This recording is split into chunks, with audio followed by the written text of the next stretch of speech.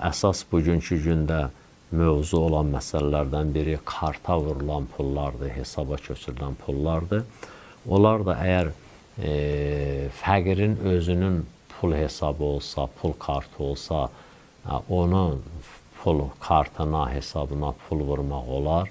Və yaxud bir dənə müəssisə olsa, xeyriyyə cəmiyyəti olsa, işləri ancaq fəqirlərə yetişmiş olsa, fitrə zəkatın onların da kartına ya hesabına köçürtmək olar.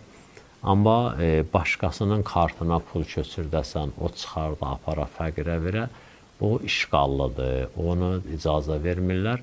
Bu cürə ona icazə verirlər ki, məsələn, mən əvvəlcədən pulu vururam sənin kartıva, sən o pulu oradan çıxardırsan, çıxardandan sonra mən səni vəkil eləyirəm, sən xəbər eləyirsən mənə ki, pulu çıxartdım kartdan, sən mənə deyəndən sonra mən də səni vəkil eləyirəm ki, o pulu mənim tərəfimdən apar, ver fəqirə. Ancaq bu yolla icazə verirlər hələ ki.